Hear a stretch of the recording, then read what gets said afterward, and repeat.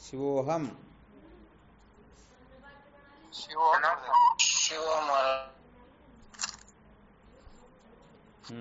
अब सुनाओ, क्या विषय चल रहा था अपना?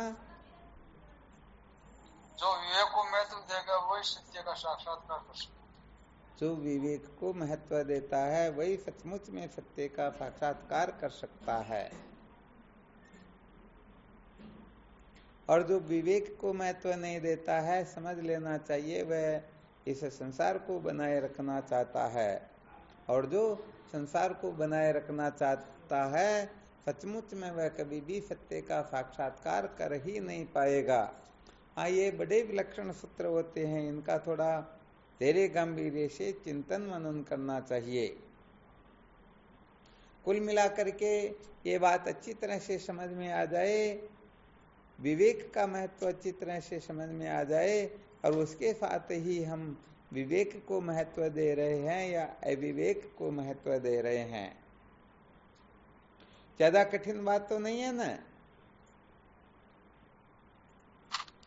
जी नहीं महाराज। हाँ, कठिन तो बिल्कुल नहीं है, परंतु जब हम इनके अनुसार अपने जीवन को बनाएंगे तब थोड़ा कठिन लग सकता है, क्योंकि विवेक की ऐसी अग्नि होती है कि सारा का सारा अनात्म प्रपंच जो है, ये सारा का सारा कचरा जो है ये जलकर भस्म हो जाता है।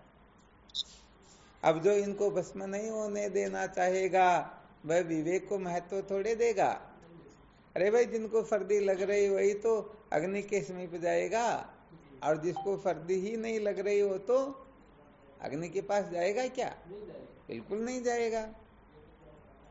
तो यहाँ पर विशेष बात यही है, विवेक को महत्व देने का मतलब हुआ जागने से लेकर के सोने तक, जन्म से लेकर के मृत्यु तक, चाहे हम कुछ कर रहे हो, मान रहे हो, जान रहे हो, ये सारा का सारा श्रुति सम्मत ही हो, ये वेद सम्मत ही हो, ये संत शास्त्रों की मर्यादा के अनुसार ही हो, तब समझना चाहिए हम विवेक को महत्व दे रहे हैं। वरना विवेक को खो करके कोई कुछ भी प्राप्त नहीं कर सकता है, क्योंकि स्पष्ट रूप से संकेत कर दिया गया, ये विवेक जो है समस्त साधनों का मूल साधन होता है। क्या होता है? मूल साधन होता है। हाँ, समस्त साधनों का मूल साधन। समझो, ये मूल साधन यदि किसी के पास में होगा तो बाकी सारे के सारे साधन उनमें प्रतिष्ठित होने लग जाएंगे, उनमें न होंगे तो भी वो उदय होने लग जाएंगे। और विवेक नहीं है तो समझो वह कुछ भी नहीं कर पाएगा। जैसे व्यवहारिक सत्ता में देखा जाए तो जिनके पास में पैसा होता है वह कुछ भी कर सकता है या नहीं कर सकता है? जी महाराज जी। हाँ, संसार की ऐसी कौन सी वस्तु है जिसको वह नहीं खरीद सकता है? तो संसार की वस्तुओं का क्रय करना हो तो इसके मूल में धन की आवश्यकता होती है। ऐसे ही सत्य के साक्षात्कार के मूल में केवल और केवल मात्र विवेक की ही प्रधानता होती है, विवेक की ही परम आवश्यकता होती है। इसलिए सर्वप्रथम तो विवेक कैसे उदय हो, इसके लिए खूब चिंतन मनन करना होता है, और जब विवेक जागृत हो जाए तो फिर वह विवेक पूर्ण कैसे होता है, पुष्ट कैसे होता है। क्योंकि विवेक की पूर्णता का नाम ही तत्व ज्ञान होता है, विवेक की पूर्णता का नाम ही विद्या के बंधन से छुटकारा होता है। अज्ञान की जो निवृत्ति होती है ना, ये विवेक की पूर्णता से ही। हाँ, वरना सच्ची बात है कि यदि विवेक को खो देंगे तो रोने पछताने के सिवाय कुछ भी मिलने वाला है ही नहीं। अतः बहुत अच्छी तरह से सावधान होकर के हमें इस बात का ध्यान रखना है कि हम कहीं विवेक को खो करके अपनी मन मर्जी तो नहीं कर रहे हैं। वैसे देखा जाए तो व्यवहारिक सत्ता में भी विवेक की बड़ी आवश्यकता होती है। क्या होता है? विवेक की बड़ी आवश्यकता होती है। व्यवहारिक सत्ता में यदि कोई विवेक को महत्व नहीं देगा, क्या करना क्या नहीं करना, तो बताओ गड़बड़ घोटाला हो जाएगा ना।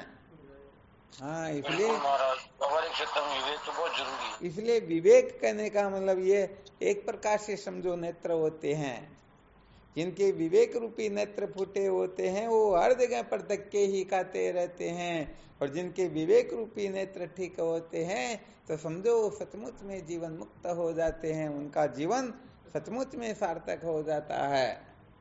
इसलिए विवेक का बड़ा महात्म्य होता है। अनादिकाल के साधन भजन जिनके परिपक्व होते हैं सचमुच में उनके हृदय में ही ये विवेक जागृत होता है।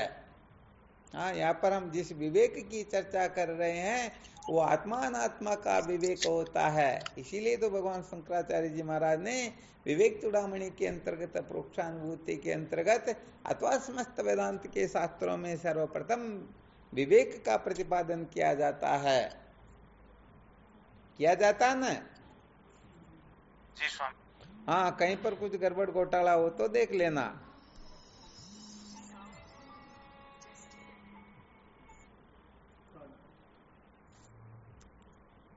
ठीक है ना?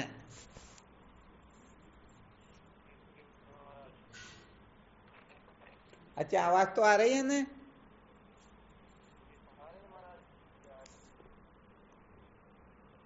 धीरे आ रही, क्या बात हो रही? नहीं, खूब आ रही, अच्छी आ रही, खूब आ रही बात। चलो ठीक।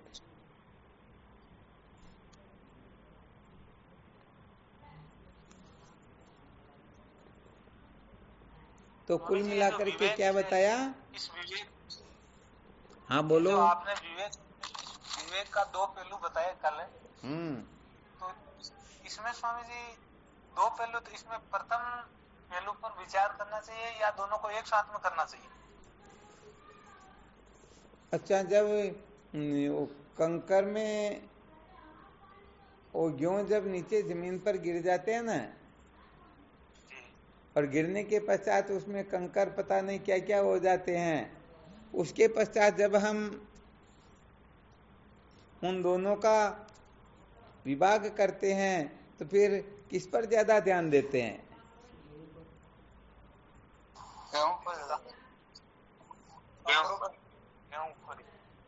दोनों को अलग अलग करना हो तब एक डेरी तो हम कंकर की लगाएंगे एक तरफ अलग, दूसरी तरफ अपन गेहूं की डेरी लगाएंगे। विवेक का मतलब क्या हुआ? पृथकीकरण केवल मात्र है।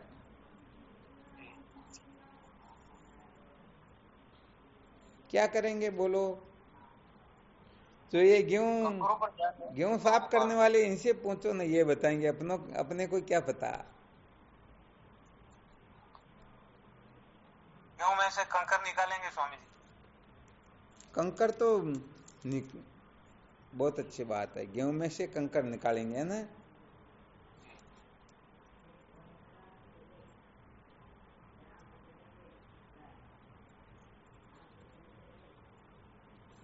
और कौन बताएंगे? गुरु जी गवाने निकाला कंकरा में सो, कंकरा से काय मतलब है? क्या हुआ?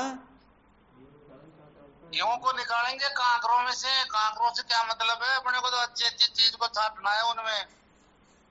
हाँ, बात ये है कि सबसे पहले अपने को दो विभाग करना है। एक तरफ तो हम कंकर का ढेर लगाएंगे और एक तरफ गेहूं का ढेर लगाएंगे। यही करेंगे ना?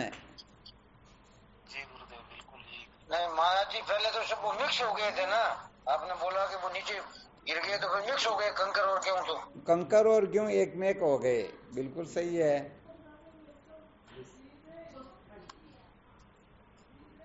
फिर अब उसमें से अगर उसमें से कंकर निकाले तो गेहूं अपने आप बच जाएंगे, और गेहूं निकाल दे तो कंकर बच जाए, ये काम करना पड़ेगा। हाँ, परंतु गेहूं तो बहुत ज्यादा होते हैं, कंकर तो बहुत कम ही होते हैं। कंकर बहुत, इसमें से पहले कंकर निकालेंगे तो गेहूं तो अपना आप स्वच्छ है ही, गंदगी तो कंकरों की वजह से ही हुई है। अच्छा, बहुत अच्छी बात है। तो चलो कोई दिक्कत नहीं, आपके हिसाब से देखते रहना। भले कंकर में से गेहूं को अलग करो, भले गेहूं में से कंकर को अलग करो। अरे अपने ग्रुप में गेहूं साफ करने वाले भी बहुत सारे साधक जुड़े हुए, ये कुछ नहीं बोलते? क्या बात, ये क्या करते हैं? पहले गेहूं में से कंकर को निकालते या कंकर में से गेहूं को, तो प्रत्यक्ष प्रमाण आप लोगों को पता होगा ना। गेहूं और कंकर एक हो जाते हैं। फिर गेहूं को अलग निकालते हो या कंकर को निकालते हो? किसको? गुरुजी इसमें दो प्रकार की बात हो गई। देखो भाई, यहाँ पर तो अनुभवी कह रहे हैं कि भाई पहले गेहूं में से कंकर को निकालेंगे, क्योंकि फेंकना तो अपने को कंकर को ही है ना, गेहूं को तो रखना है। तो हमें बहुत अच्छा बताया, जिस चीज को फेंकना उसी को तो उठाएंगे, उठा के फेंक देंगे और क्या। महाराज जी कुंटल भर में तो कुंटल गेहूं में मुट्ठी भर कंकरी होंगे तो मुट्ठी ही चुकना पड़ेगा ना। हाँ, गेहूं तो समझो 10-20 किलो और कंकर एक मुट्ठी भरी है, तो फिर कंकर को अलग करना होगा। बिल्कुल सही है।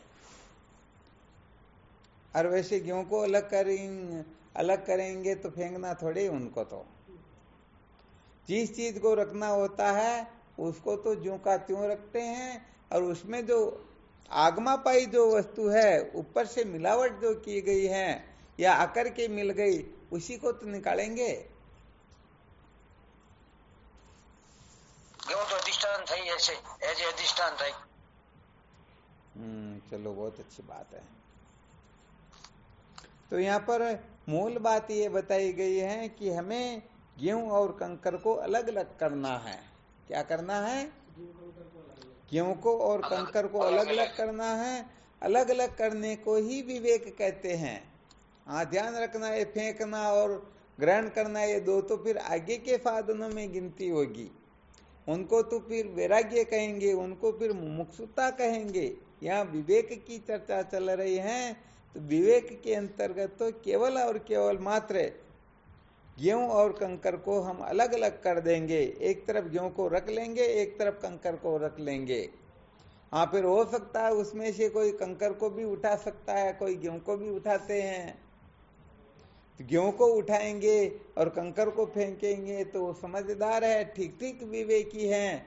और यदि कंकर को ग्रहण करके गेहूं का त्याग करेंगे तो सचमुच में वह विवेकी, हाँ विवेकी थोड़े बहुत तो थे। अलग अलग किया तब तक तो ठीक था, अलग अलग करने की क्षमता तो उनमें है, परंतु किसको ग्रहण करे किसको त्याग करे ये रहस्य समझ में नहीं आया, तो उनके जीवन में वैराग्य व मुमुक्षुता की प्रतिष्ठा नहीं होगी, वैराग्य व मुमुक्षुता जागृत नहीं होगी। ये विशेष बात हो जाएगी। यही होगा ना? यही होगा महाराज, उसमें से अशुद्धि निकाल देंगे बस। हाँ, बिल्कुल बिल्कुल सत्य वचन, बहुत अच्छी बात है। अच्छा, ये बताओ, जिनकी आंख होती है वही गेहूं कंकर को अलग अलग कर सकते हैं या बिना आंख वाले भी कर सकते हैं? आंख वाले ही कर सकते हैं ना। बहुत अच्छी बात है। तो फिर यहाँ विवेक किसके हृदय में उदय होगा? आंख का मतलब क्या होता है? ज्ञान रूपी चक्षु, विचारवान। हाँ, कुल मिलाकर के इतनी समझ तो आ ही जाए कि वह आत्मा व अनात्मा को भिन्न कर सके।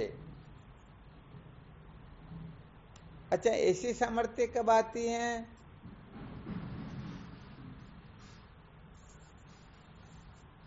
विवेक उदय हो, ऐसी सामर्थ्य साधकों के जीवन में कब उदय होती है?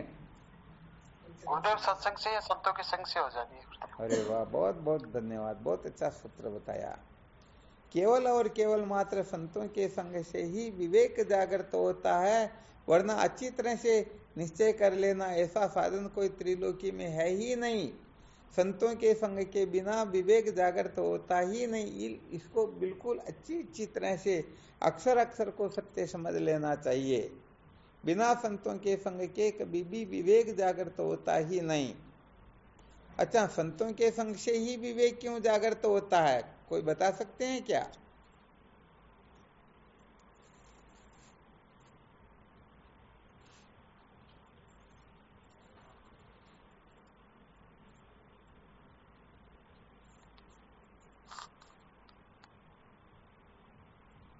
क्या बात हुई, कोई नहीं बोले? खेती करवाना आदमी खेती की जानकारी रहते है, वो ड्राइवर थोड़ी बन सके। अरे तो अपने यहाँ तो सभी विवेकी है ना। विवेकी तो क्या बहुत आगे बढ़े हुए साधक भी हैं, ज्ञानी तत्व ज्ञान की पराकाष्ठा तक पहुंचे हुए साधक भी जुड़े हुए हैं इसमें। तो विवेक तो उनके जीवन में कभी उदय हुआ होगा, तभी तो उनको ज्ञान हुआ होगा। बिना विवेक के ज्ञान थोड़े होता है क्या?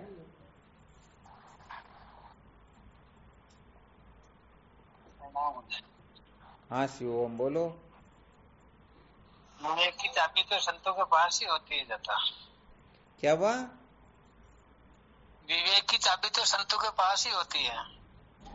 हाँ बिल्कुल सत्य बात, परंतु संतों के संग से ही विवेक क्यों जागृत होता, बाकी के जो है उनके संग से विवेक क्यों जागृत नहीं होता है? शिवोहम स्वामी जी। हाँ शिवोहम। और संत निस्वार्थी होते हैं इसलिए। नहीं नहीं, इससे तो काम नहीं चलेगा। वो सबका भला सोचते हैं। भला सोचने वाले तो धर्मात्मा कहलाते हैं, और धर्मात्माओं के संग से विवेक थोड़े जागृत हो सकता। उनको तो अभी खुद को ही विवेक नहीं है, वो भी अभी उलझे हुए कि हमको स्वर्ग आदि प्राप्त करना। हाँ तो वो ब्रह्मनिष्ठ ब्रह्म श्रोत्रिय संतों के संग से होता है। हाँ ये तो पहले चर्चा हो चुकी है कि सचमुच में जो तत्व में निष्ठ महापुरुष हैं, ऐसे महापुरुषों का संग करके ही ये जीव विवेकी हो सकता है, इसके सिवाय और कोई साधन है ही नहीं। परंतु यहाँ पर प्रश्न यह है कि ऐसे संत महापुरुषों के संग से ही विवेक क्यों जागृत होता है? स्वामी जी महाराज जी, जो तैरना जानता है वही तैरना सिखा सकता है। नहीं, इसमें तो ज्ञान के लिए कह सकते हुए जो ज्ञानी होता है, जो मुक्त होता है, वही दूसरों को मुक्त कर सकता है। यहाँ विवेक उदय होने की चर्चा करनी है। विवेक जो उदय होता है ये संतों के संग से ही होता है। ऐसा क्यों? इसका क्या कारण है, क्या रहस्य है?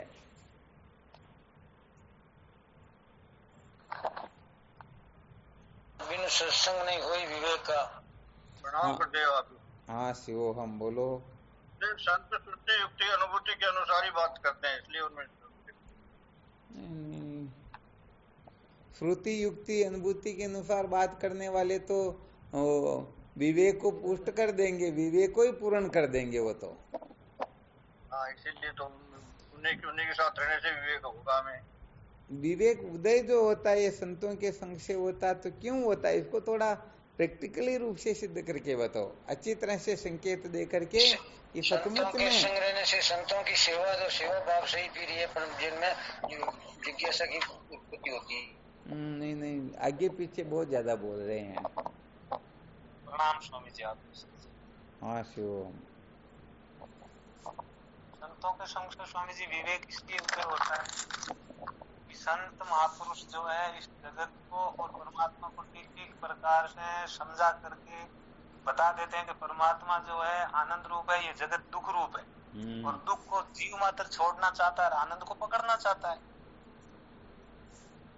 हाँ लगता आज तो शायद आपका भी प्रमोशन हो गया थोड़ा बहुत। तो बहुत धन्यवाद। वास्तव में यही बात होती है। अरे जब तक संसार की असलियत समझ में नहीं आएगी तब तक विवेक थोड़े जागृत होगा क्या? नहीं होगा। चोर चोर मौसेरे भाई होते या नहीं होते हैं?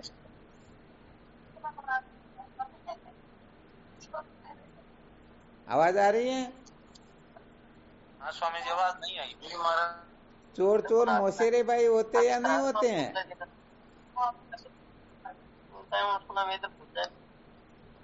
आवाज कट रही, इसका मतलब है ना? हाँ जी स्वामी जी, बीच में दूसरी आवाज आ रही जो। अब तो नहीं आ रही है? आप तो नहीं आ रही।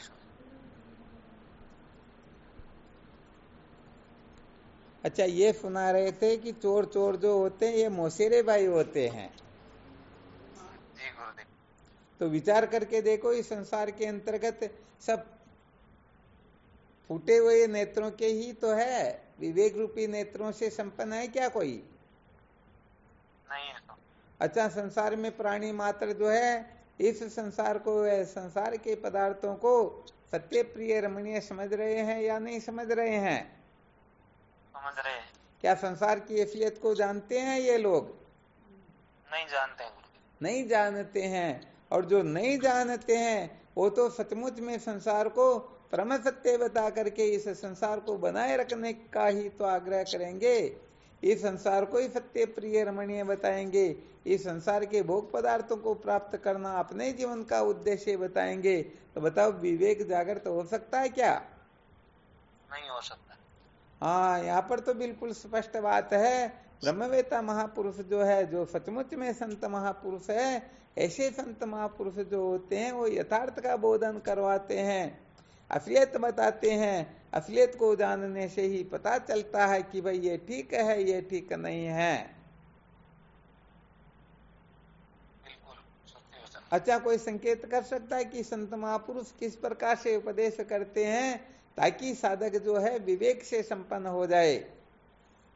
ऐसा कोई फॉर्मूला बता सकते हैं क्या कोई?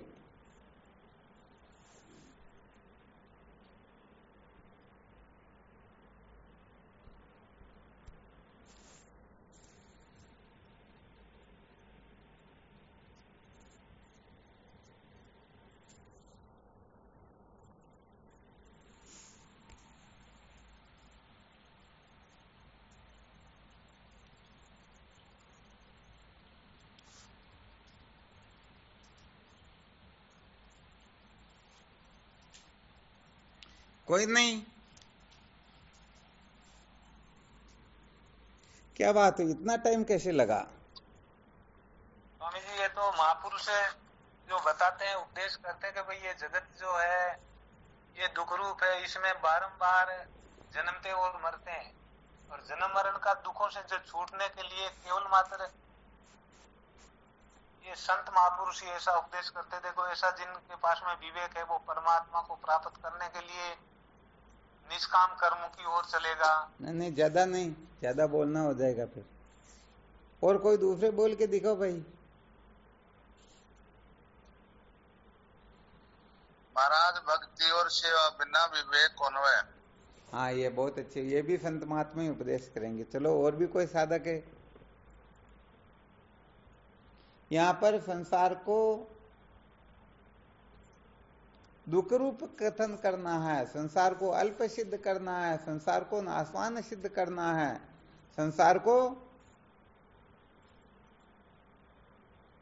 अनित्य आदि बताना है। तो ऐसे सूत्र बताने होते हैं ना, या निष्काम कर्म वगैरह की क्या आवश्यकता? अभी निष्काम कर्म आदि पहले ही कर रखा, तभी तो उनमें विवेक जागृत होने की कला आएगी। इतना तो खुद ही कर चुका ना। संत महात्मा ऐसी फालतू की बातें थोड़े कहेंगे क्या? पहली क्लास की कहेंगे क्या? नहीं कहेंगे। हाँ, ध्यान रखना, बहुत बड़ा विलक्षण सूत्र बता रहे हैं, बहुत विलक्षण संकेत ही समझो। जो निष्काम कर्म से भी विरक्त होने का उपदेश करे उनको संत कहते हैं, और फिर उनसे ही विवेक जागृत होता है। वरना निष्काम कर्म के चक्कर में उड़ जाने वाले संत कहां से हो जाएंगे? निष्काम कर्म तो वह खुद ही कर चुका ना। जिनके अंतःकरण के मल विक्षेप दोष निवर्त हुए, सचमुच में उसी में विवेक जागृत होगा या हर किसी में हो जाएगा? हर किसी में नहीं होगा। हाँ, तो फिर थोड़ी चेष्टा करो ना, अच्छी तरह से पूर्वापर की संगति का ध्यान रखा करो। हम जो कहने जा रहे हैं ये कसौटी पर खरा उतरेगा या नहीं उतरेगा?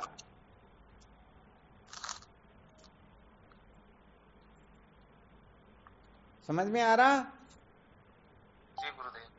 हाँ, बिल्कुल बिल्कुल। तभी पता चलता कि इन्होंने सचमुच में गुरुओं के सानिध्य में बैठ के विद्या प्राप्त की, अथवा ऐसे ही रास्ते चलते कहीं से सुन सीख करके वो विद्वान हो गए।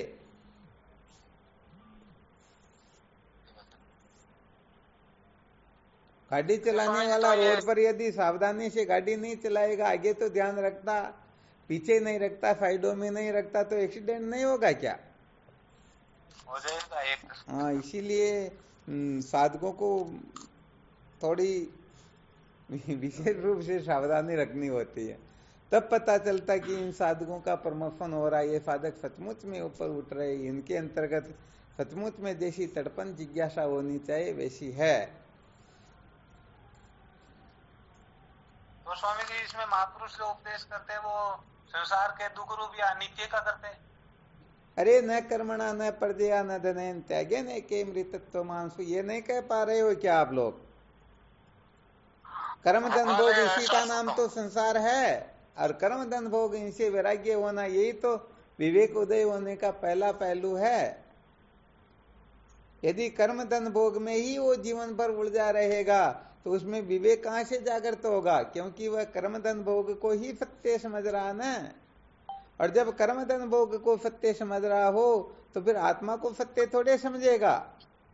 यहाँ पर तो आत्मा को सत्य समझना होगा, कर्म धन भोग को अनित्य समझना होगा, सत्य समझना होगा, तब जाकर के विवेक जागृत होगा। यदि कोई कर्म धन भोग को असार समझ ले, इसके साथ में आत्मा के बारे में कुछ विचार न करे, तो ये एकांगी पहलू हुआ, इसको विवेक कहते ही नहीं। एक चीज झूठी है, दूसरी चीज सत्य है, या झूठी है और सत्य इनको अलग अलग कर देना, इसको विवेक कहेंगे ना। तो केवल संसार को झूठा समझ ले और इसके साथ में सत्य क्या उसको न समझे तो भी गड़बड़ घोटाला है। आत्मा को सत्य समझ करके संसार के बारे में कुछ भी विचार न करे तो ये भी विवेक वास्तव में होता नहीं। हाँ, इसलिए बहुत अच्छी तरह से सावधान रह करके फिर यहाँ मंथन करना होता है, फिर विचार करना होता है।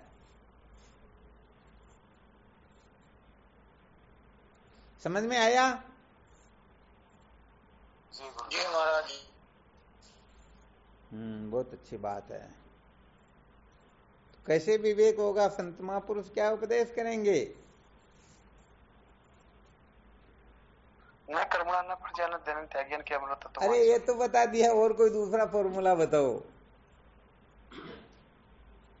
प्रणाम गुरुदेव। गुरुदेव इसमें ये भी कह सकते हैं ब्रह्म सत्य जगत मिथ्या। हाँ, बहुत धन्यवाद, बहुत अच्छी बात, ये भी बिल्कुल कह सकते हैं। यहाँ पर फिर कहना होगा भूमा वे तत् सुखम न अल्पे मस्ति सुखम, अर्थात आत्मा जो है वह आनंद रूप है और आत्मा के सिवाय जो कुछ भी है वह दुख स्वरूप है। इसीलिए तो कहने का मतलब यहाँ बहुत अधिक मंथन करना होता है। हाँ, सत्य कहें तो संत महापुरुष इस प्रकार का उपदेश नहीं करेंगे तो कभी भी विवेक जागृत होगा ही नहीं। इसलिए ध्यान रखना, जो धर्म कर्म की बातें बताते हैं वह पंडित हो सकते हैं, कथाकार हो सकते हैं, धर्मात्मा हो सकते हैं, मनुष्य हो सकते हैं, ईमानदार समझदार पता नहीं क्या क्या हो सकते हैं, परंतु वह संत नहीं हो सकते हैं। संत वही होता है जो सचमुच में केवल और केवल मात्र आत्मा का नित्यत्व और जगत का नित्यत्व सिद्ध करवाए, इसके बारे में अपने को ठीक ठीक प्रकार से बोधन करवाए, वही संत होते हैं। समझ में आ रहा है क्या? जी स्वामी जी। हाँ, हम तो हर किसी को ही संत समझ लेते, हर किसी को क्या, हम खुद अपने आप को भी संत समझ लेते, हम तो एक नंबर के संत है। अरे तो क्या पीछे कौन रहेगा? कॉपी जांचने के लिए दी जाए तो क्या होगा? अपनी कॉपी अपने को दे दे तो में से कितने नंबर देंगे? अरे वाह, क्या बात है, यहाँ तो बहुत इंटेलिजेंट बच्चे भी बैठे हुए हैं। 100 में से 100 नंबर ही देंगे, एक नंबर पाव नंबर भी कम नहीं देंगे। स्वामी जी शिवोहम। हाँ, शिवोहम, इसका मतलब ताली दोनों हाथों से बजेगी। शिवोहम नारायण। अरे आजकल तो बड़े कलाकार होते लोग, 2 हाथ क्या एक हाथ से भी ताली बजा लेते हैं। वो बजाने वाले फर्जी होते हैं? एक हाथ से ताली बजाने वाले फर्जी। नहीं नहीं, वो तो आवाज तो आएगी न, फर्जी क्या है।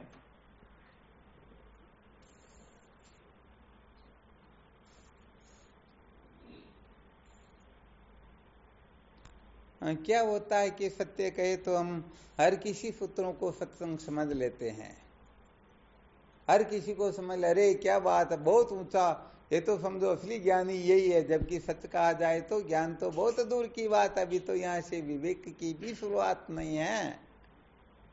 इसलिए देखो होता है क्या कि यहाँ पर तो फिर थोड़ा सर पर कफन बांधना होता है। यहाँ पर तो संसार में सब शत्रु हो जाते हैं, क्योंकि सत्य को कोई सुनना नहीं चाहता है। यहाँ पर तो चिकनी चुपड़ी बातें कहते रहो तो लोग आगे पीछे चलने लग जाएंगे, जय जयकार होने लग जाएगी, पता नहीं क्या का क्या होने लग जाएगा। और सत्य कहे तो संसार में सब शत्रु हो जाएंगे।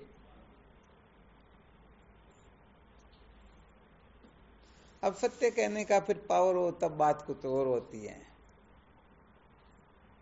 तो भाई ध्यान रखना, ये कुछ कुछ सूत्र बड़े विलक्षण होते हैं। इनका तो सचमुच में जिनके हृदय में तत्व जिज्ञासा जागृत होगी, या सचमुच में जो विद्या के बंधन से छूटना चाहेगा, उन्हीं के हृदय में ये सूत्र प्रवेश कर पाएंगे। उनको ही वो ठीक ठीक प्रकाश से हृदयंगम कर पाएंगे। वरना तो ये सुनना सुनाना चलता आ रहा, चलता रहेगा, चलता ही रह रहा, कोई विशेष बात नहीं होती है। कितने समय तक हमने कर्मदंड भोग के बारे में मीमांसा की थी, विचार किया था, परंतु ऐसा सुन करके भी मुश्किल होता नहीं होता विवेक उदय होना। जी गुरुदेव, बिल्कुल मुश्किल होता है। हाँ, इसलिए सच्ची बात तो यही है कि जब तक विवेक उदय नहीं होता है तब तक ये अनंत जन्म का साधन वजन समझो अभी तक अपने को, नमो नारायण, हरि ओम शिव हरि, विराजा, तब तक समझो अभी तक अपने को जो सचमुच में लाभ मिलना चाहिए, जो फायदा मिलना चाहिए, वह फल अभी तक हमको प्राप्त हुआ ही नहीं। बहुत अच्छी तरह से ध्यान देना। हाँ, विवेक उदय हो जाए तब समझो सचमुच में अब बात कुछ और हुई। अभी तो ये वेदांत की LKG चल रही है। नारायण हरि ओम शिव, आराम समझ में। हाँ, कहने का मतलब विवेक उदय हुआ ना, सम्यक प्रकाश से विवेक उदय हुआ तो समझो हम LKG उत्तीर्ण हो गए। और विवेक उदय होने से पहले हम फाइनल कर ले तो गड़बड़ घोटाला यही तो होता। बिल्कुल प्ले ग्रुप है। हाँ, क्या रामदीन जी महाराज साहब तो बच्चों को पढ़ाते ही इस बात में बहुत अच्छी तरह से समझते हैं।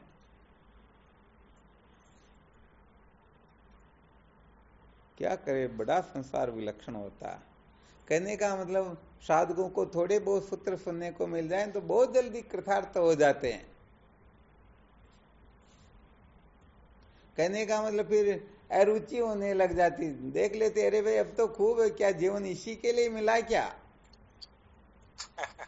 हाँ, वो क्या सत्य कहे तो घरवाली जब बैठ जाते तो रात और दिन कब निकल जाता पता ही नहीं चलता। और सत्संग के लिए बैठे तो 5-15 मिनट में ये परेशान हो जाते, अरे कब तक, अब तो कोई और दूसरा करे ना। ये तो सेकंड गिन कर निकालते। हाँ, क्या करें, बड़ा विलक्षण संसार ही है। सचमुच में जब तक अविद्या के बंधन से छूटने की तड़पन जागृत नहीं होती है ना, तभी तक ये सारा का सारा गड़बड़ घोटाला होता है। वरना सत्य कहे तो जिनको सचमुच में अविद्या के बंधन से छूटने की तड़पन जागृत हो गई, उनको नींद नहीं आती, उनको खाना अच्छा नहीं लगता, उनको भोग पदार्थ प्रिय नहीं लगते हैं, उनकी तो बात ही कुछ और हो जाती है। जिनका वर्णन शायद आप लोगों ने योग वासिष्ठ के वैराग्य प्रकरण में भगवान राम की दशा को पढ़ करके अनुभव कर लिया होगा। उनकी जो स्थिति हुई अपनी थोड़ी बहुत 10-5% हुई या नहीं हुई, देख लेना।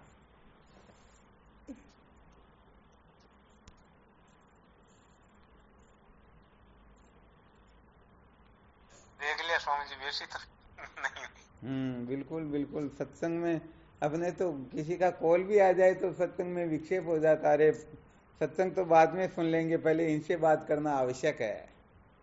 कुल मिलाकर के अपवाद का जो बल होता है ना, अपवाद का बल जब तक जागृत नहीं होता है तब तक ये सब बातें दो कोडी की होती हैं।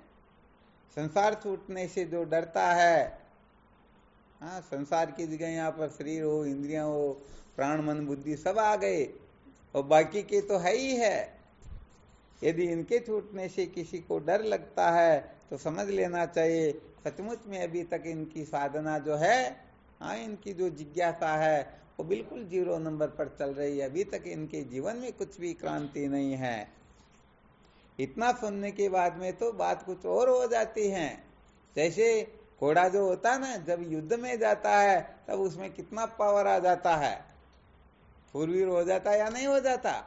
तो साधक जो है जब सत्संग रूपी रणभूमि में जाते हैं उस समय इनमें इतना पावर आ जाना चाहिए, जैसे पानी की एक बूंद को कहीं पर भी डाल दो तो वह वहीं थोड़ी देर तक रहेगी, फिर सूख करके नष्ट हो जाएगी। परंतु जैसे ही उस पानी की बूंद को अग्नि का संयोग प्राप्त होता है उसमें 1300 गुना ताकत आ जाती है। कितने गुना? 1300 गुना वह ऊपर उठ जाती हैं। तो जब जीव को संत महापुरुषों का सानिध्य प्राप्त होता है तब इनमें इतना पावर आता है कि ये समस्त संसार को कतरा समझ करके इनसे ऊपर उठ जाते हैं। परंतु गड़बड़ ये हो रही कि या तो इस तरफ गड़बड़ है या उस तरफ गड़बड़ है, कहीं ना कहीं गड़बड़ जरूर है। या तो असली पारस नहीं है या फिर लोहे के और पारस के बीच में कुछ क्या रह गया, पारस में पर्दा रहे कंचन किस विध होई। नहीं हो पाते न, नहीं हो पाते, लो रही काट आवड़ू लगी। हाँ बिल्कुल, इसलिए कुछ न कुछ गड़बड़ जरूर है। वरना सत्संग के नाम पर तो नींद में से खाट से भी उछल करके नीचे गिर पड़े सत्संग का नाम सुन ले तो। ऐसी जिज्ञासा, ऐसी तड़पन, ऐसी समझ जीवन में आ जाए।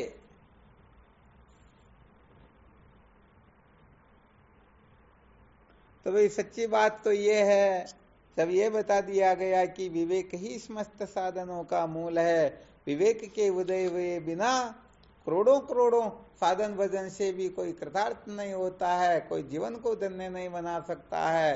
तो मूल मंत्र यही अच्छी तरह से पकड़ने योग्य हो गया कि बस जीवन में विवेक उदय हो।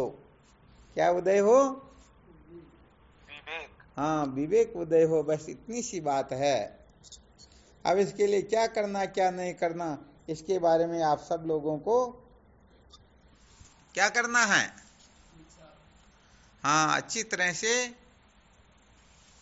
मंथन करना है, विचार करना है, क्या करे क्या नहीं करे कि ये विवेक जागृत हो जाए। हाँ, विवेक का जागृत होना और पूर्ण होना में रात दिन का अंतर ध्यान रखना।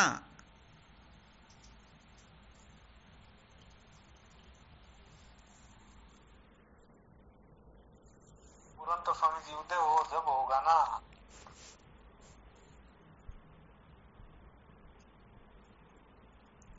पहले तो ये देख लो, हम सचमुच में विवेक विचार करिए, जाएंगे तो पूरा होगा। नहीं, सचमुच में पहले विचार करके देख लो हम विवेक को महत्व देते हैं या नहीं। अर्थात विवेक उदय हो तो हमें कोई दुख तकलीफ तो नहीं होगी, और किसी को विवेक उदय हो गया हो तो वह पूर्ण करना चाहते या नहीं। हो सकता कोई सोच ले चलो अपना तो इसी से काम चला लेंगे।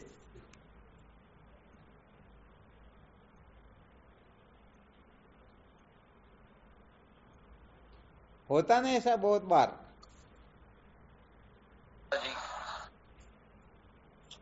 हाँ, सचमुच में ज्यादातर यही होता, लोग संसार में काम चलाना चाहते हैं।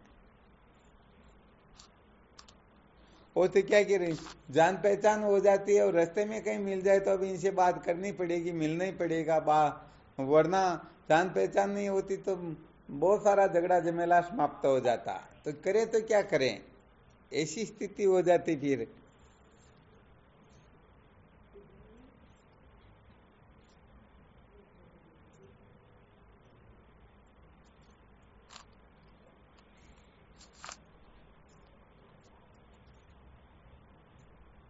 इसमें सबसे ज्यादा रोड़ा तो ये राग ही अटकाती है महाराज। हैं? वो सबसे ज्यादा रोड़ा तो ये राग ही अटकाती। हाँ, बिल्कुल सत्य बात है। कुल मिलाकर के विवेक को बहुत अधिक महत्व दो। जब सचमुच में जीवन में विवेक जागृत हो जाएगा ना, उस समय जो कंकर की जगह पर जो होगा ना, कंकर की जगह पर क्या क्या हो सकता, कोई संकेत कर सकते हैं क्या?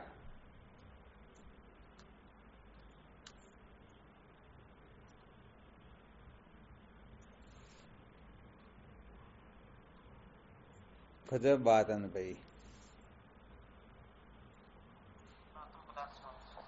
हाँ, शिवोहम।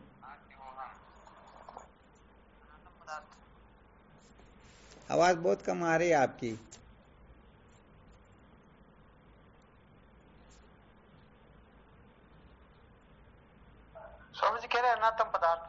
हाँ, बहुत धन्यवाद।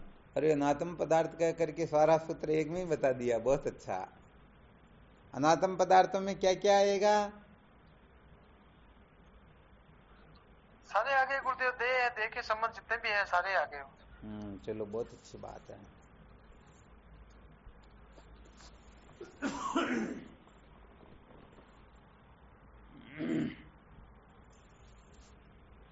एक दो का नाम लेके बताऊं, देखें। दे के संबंधी आदि तो आ गए, और क्या क्या आएंगे? सबसे ज्यादा ध्यान रखना कर्म धन भोग का ही।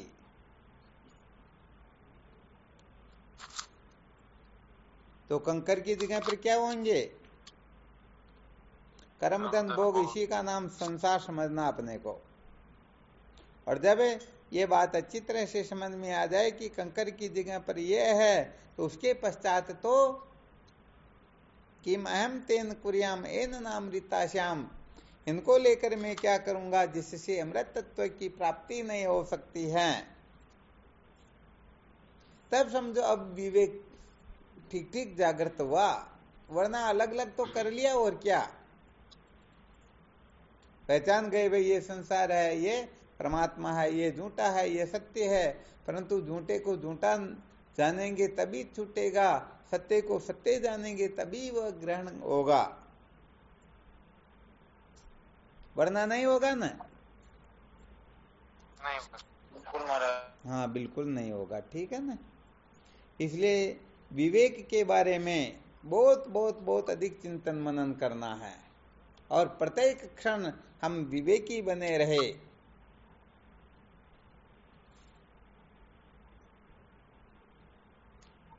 अलग तो कर लिया गुरुदेव, लेकिन फेंकने की इच्छा नहीं हो रही। हाँ, बिल्कुल सत्य। तो अभी तक उनका असली स्वरूप समझ में नहीं आया। हम तो सोचते भाई चलो ये कंकर है तो इनमें भी कैल्शियम या कुछ न कुछ होगा तो काम देंगे, इसलिए काम ले लेते हैं। परंतु जब कंकर की असलियत को समझेंगे कि ये इतना नुकसान करते हैं, तो सचमुच में फिर हम भूखे रह जाएंगे, परंतु इनको ग्रहण नहीं करेंगे।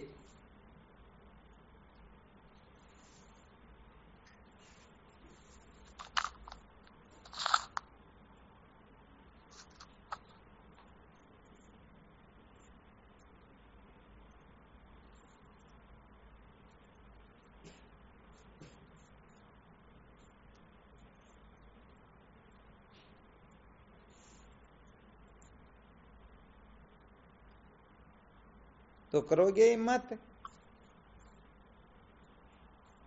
बिल्कुल कह रहा हूँ गुरुदेव, बढ़ रहे हैं धीरे।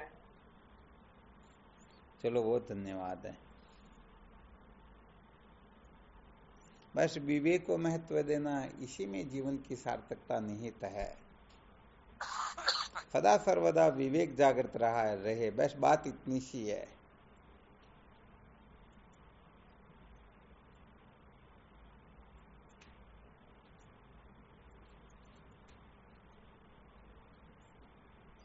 तो कर्म धन भोग जो है, इनको जब बहुत सूक्ष्म ढंग से समझेंगे तो कर्म के अंतर्गत सकाम निष्काम आदि सारे के सारे आ जाएंगे। और धीरे धीरे जब आगे बढ़ोगे तो धर्म उपासना योग भक्ति आदि ये सब इसी के अंतर्गत आ जाएंगे, चाहे बाह्य कर्म हो चाहे आंतरिक कर्म हो। ये सारा का सारा संसार ही बढ़ाता है, संसार की ओर ही प्रवृत्त करता है, संसार को ही पुष्ट करता है। इनको बनाए रख करके इनके चक्कर में पड़े रह करके विद्या के बंधन से मुक्त नहीं हो सकते हैं। इसलिए जब इन सूत्रों को सम्यक प्रकाश से समझने की चेष्टा करोगे तो सचमुच में जीवन में ऐसी दिव्यता आएगी, ऐसी क्रांति जागृत होगी कि वास्तव में आप सत्य को ही महत्व दोगे, बाकी कचरे को महत्व दोगे ही नहीं।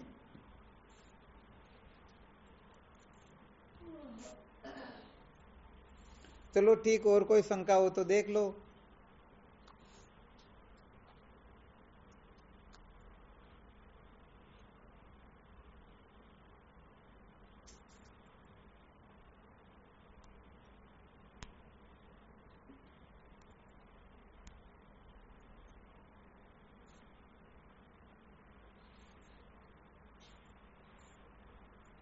चलो ठीक, फिर करो विश्राम, है ना। शिवोहम।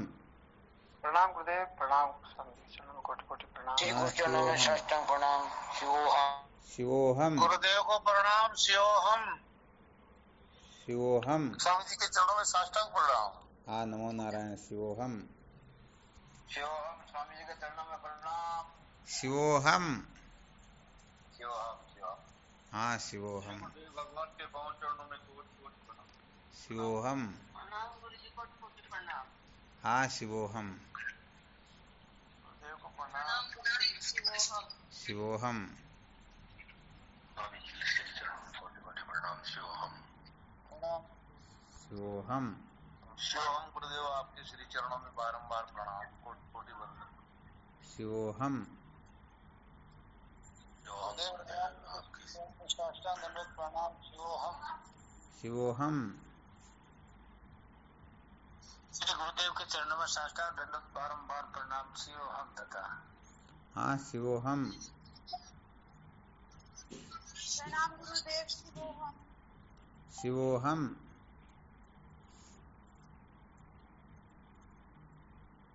प्रणाम आप बारंबार गुरुदेव।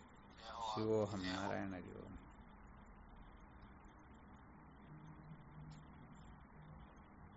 प्रणाम स्वामी जी आपके चरणों में कोटि कोटि। शिवोहम।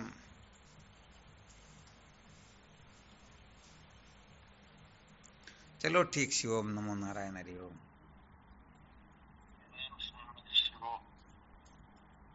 कोटि कोटि प्रणाम स्वामी जी आपके श्री चरणों में। हाँ, शिवोहम। कोटि कोटि प्रणाम स्वामी जी आपके श्री चरणों में। शिवोहम। शिवोहम।